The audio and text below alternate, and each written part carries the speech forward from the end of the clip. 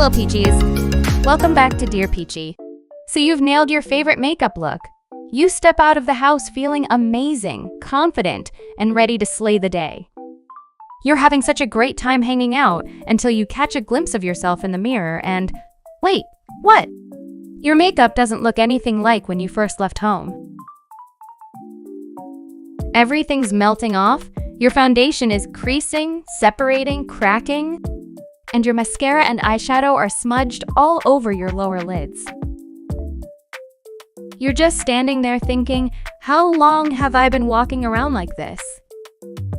So, you rush to the bathroom trying to fix the damage, but somehow it ends up looking even worse. You pat more foundation on top, and now your base looks patchy. Or you just didn't even think to bring anything to fix your eye makeup. Well, is this you? Be honest, because honestly, that's us most of the time too. We've all been there.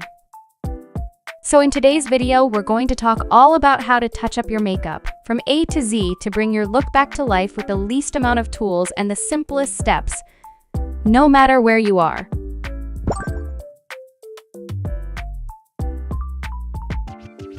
Let's start with the base.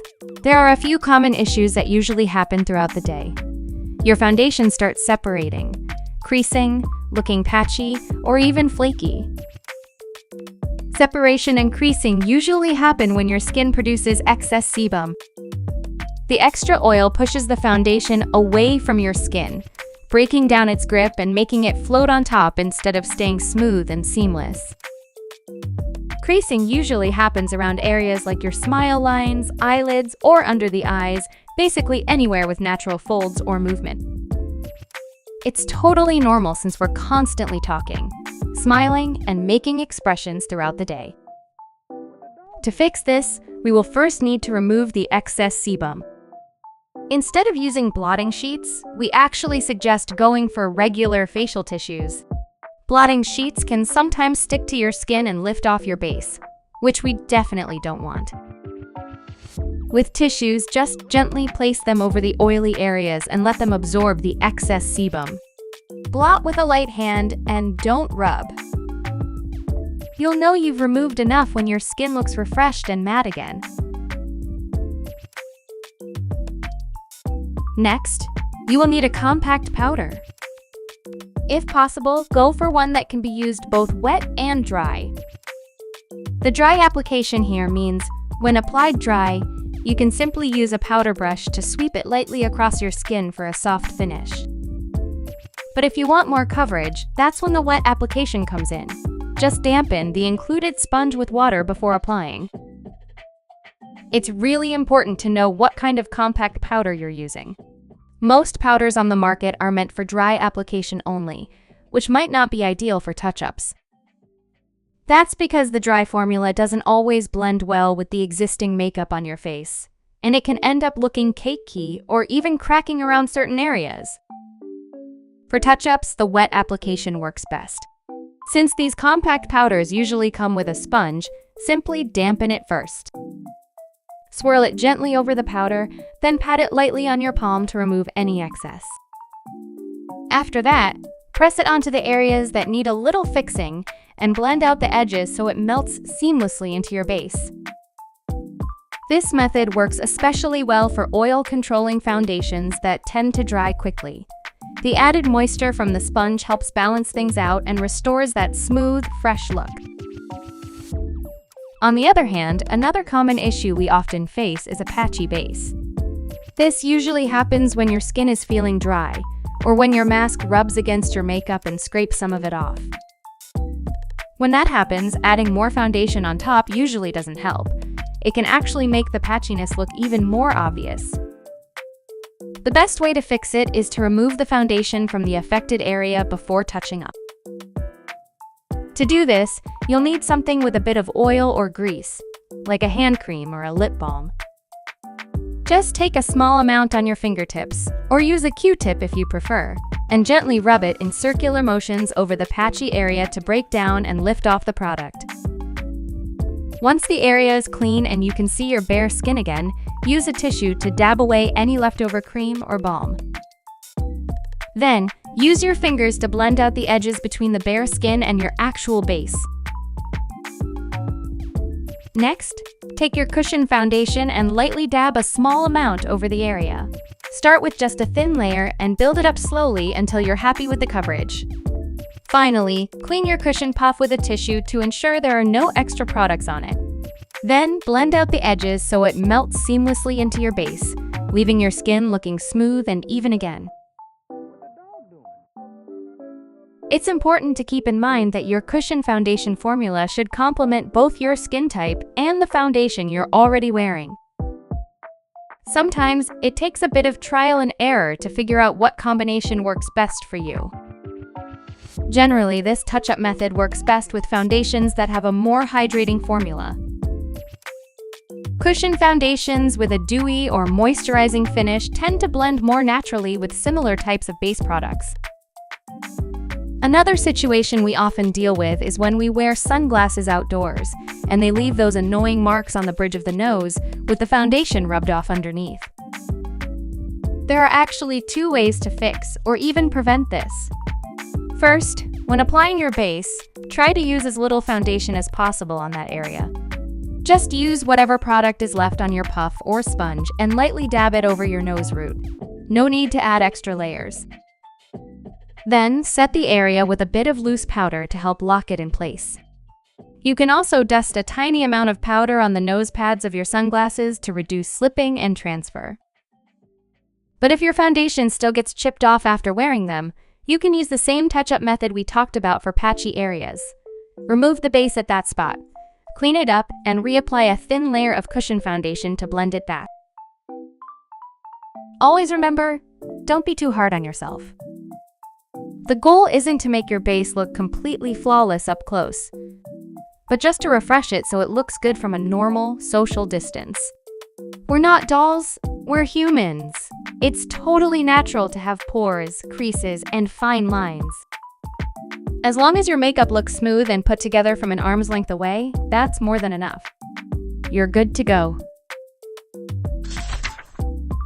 Next, let's talk about how to fix eye makeup that's melted off. Something we've all experienced, especially in hot or humid weather. This usually happens because of the natural oils from our skin, or the tiny glands around our eyes that produce moisture. Depending on how much your eye makeup has smudged or faded, there are a few different ways you can fix it. Just like how we fix our base, we also need to deal with the excess oil and moisture around the eyes first. You can fold a facial tissue into a small, sharp tip, or use a Q-tip to gently wipe away any creased eyeshadow on your lids, as well as around the inner corners and lower lash line. If your base around the eyes has smudged together with the eye makeup, lightly clean the area, then restore it using your cushion foundation. Fold the puff into a smaller tip so it's easier to dab a bit of product precisely where you need it. If your eyeliner has faded or rubbed off, just reapply it with a water and oil-proof liquid liner. That way, it'll last longer and resist smudging again. When it comes to eyeshadow touch-ups, we all know how inconvenient it is to carry a full set of brushes around. And while fingers can work, they don't always give the precision or blending we want. So here's a simple trick. Take a Q-tip and gently fluff up the cotton tip to create a mini blending brush. It works surprisingly well for reapplying and blending small areas of eyeshadow on the go. As for your lashes, they can sometimes lose their curl throughout the day, especially if mascara or powder particles weigh them down. But here's something important. Don't use a regular lash curler at this point. Once mascara has dried, your lashes become stiff, and curling them again can cause them to bend awkwardly into an L shape or even break. The safest and most effective way to bring the curl back is by using an electronic heated lash curler. With gentle heat, comb through your lashes from different angles. This helps reshape the curl, remove excess product, and bring your lashes back to life without damaging them. When it comes to lips, our lip products often fade throughout the day, whether it's from talking, eating, or just natural movement. Sometimes the leftover product can even settle into the fine lines on our lips, making them look more noticeable and uneven. To fix this, start by applying a generous layer of lip balm to soften and break down any remaining product. Let it sit for a few minutes so it can really loosen up the buildup. Then gently wipe everything off with a tissue. After that, just reapply your favorite lip product, whether it's a tint, gloss, or lipstick, to bring your look back to life.